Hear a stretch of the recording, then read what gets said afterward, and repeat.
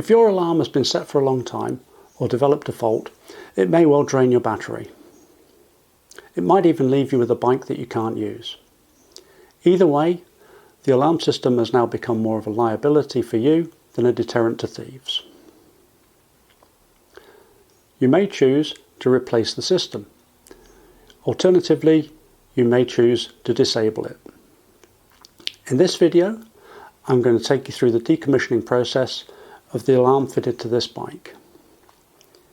If you think that any of the information I give you in this video could be used to steal somebody else's bike, sorry guys, you're looking at the wrong video. I'm going to be looking at the Datatool System 3 alarm. That's what's fitted to this bike, and that's what's in my shed at the moment. The first job is to find the alarm on the bike. In this case, it's tucked just under the tail fairing.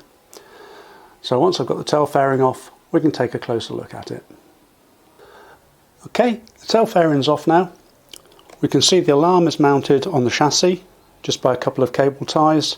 There's also a loom that goes to the alarm, and here I can see there's an inline fuse. The battery is still connected and the alarm is live. You can tell.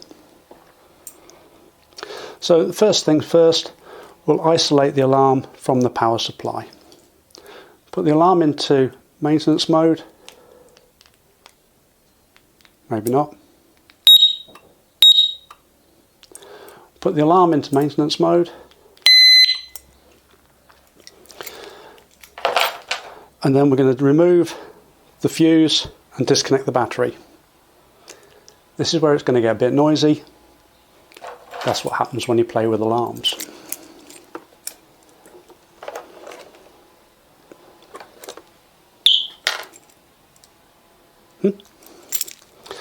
Not so noisy.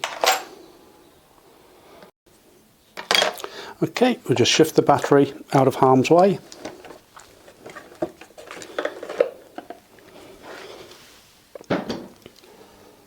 And with luck, we can now play with the alarm without disturbing the neighbours. So I'm going to take it off the bike and we'll take a closer look inside.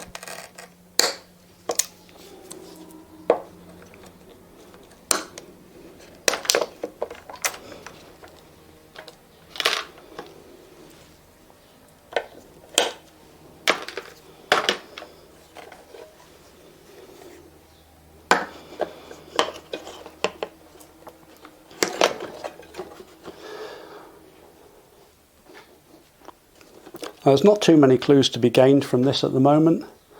There's a wiring loom going to it, which connects the alarm to the bike's wiring loom. The inline fuse we've already disconnected. There's a little aerial here for the remote. What else we got? There's a trigger switch there and an LED.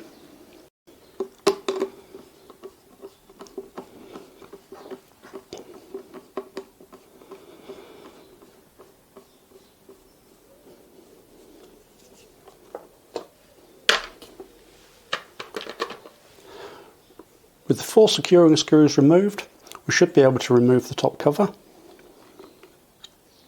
And there we have the insides. We're going to begin by making sure we don't get any more noise out of it. And to do that, I'm going to disconnect the siren plug, and there's also a small link pin here, which I'm going to take out and set aside for now. You'll notice that all the cables that come into the unit are black, none of them are colour coded, so there's no real clues as to what's going on here. So what we're going to do, we'll disconnect these and take a closer look and see what we've got. So these 2 plugs we'll take out.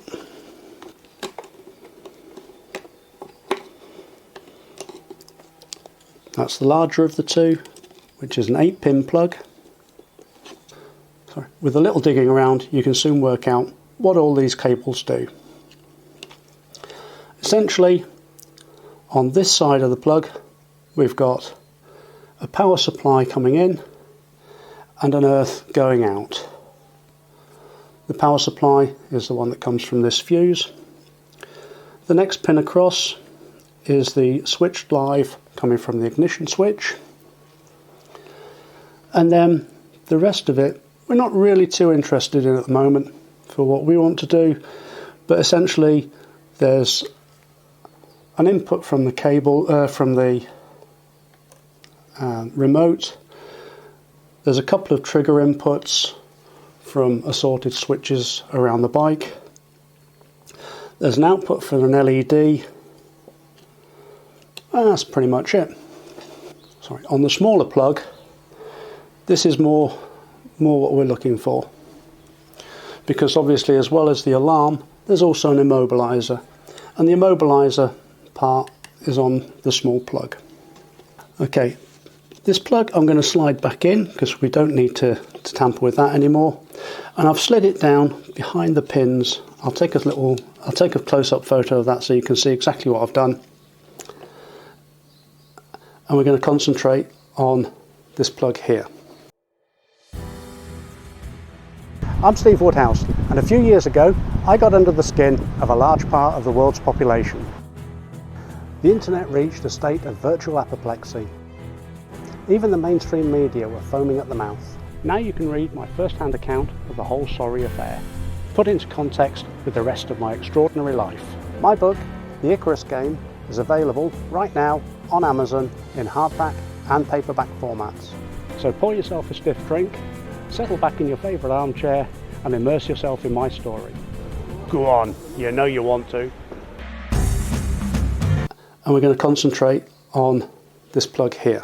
With the alarm we've disconnected from the power, and the battery we've taken out. So that's all completely dead now.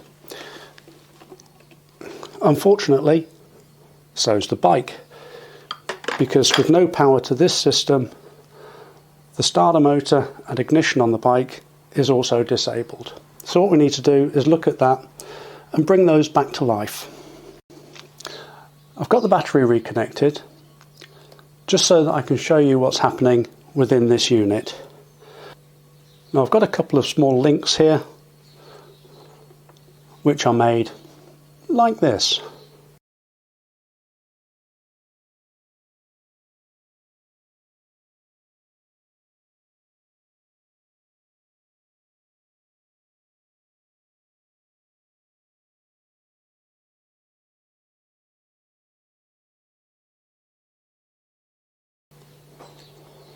And what we're going to do is link together some of the pins in this plug. Now we're looking at the 6-pin plug of the two. The first pins, 1 and 2, they isolate the starter motor. 3 and 4 work the flashers. 5 and 6 isolate the ignition system. So we'll now try and start the bike with none of the links in place.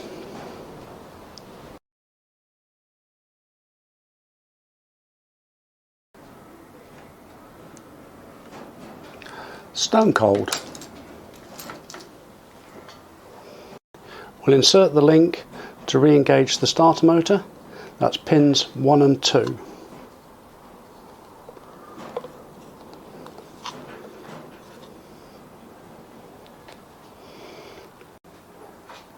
And now we'll try it with just the starter motor in place and not the ignition link.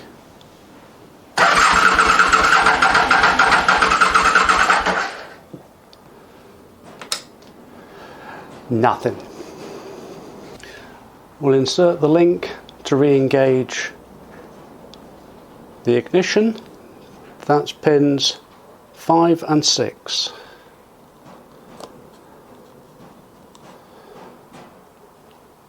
There we go.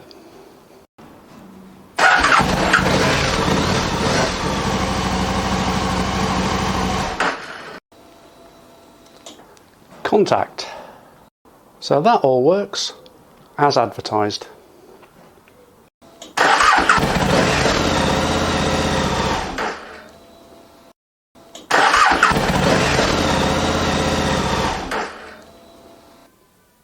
Now we've decommissioned the alarm, we can take a look at what we've done, and it's not a huge stretch of imagination to realise that we can extend these links with a couple of cables and put a switch in there. So if you want to put a hidden isolation switch somewhere on your bike, that's a simple way to do it.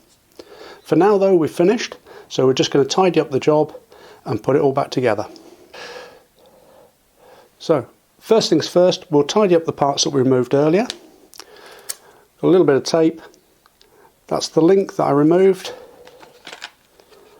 and that's the inline fuse. I'm going to tuck those away inside the lid.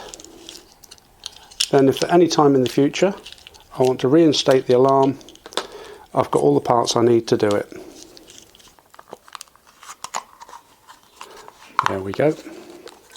It's a little bit of a fiddle, but the lid does go back on.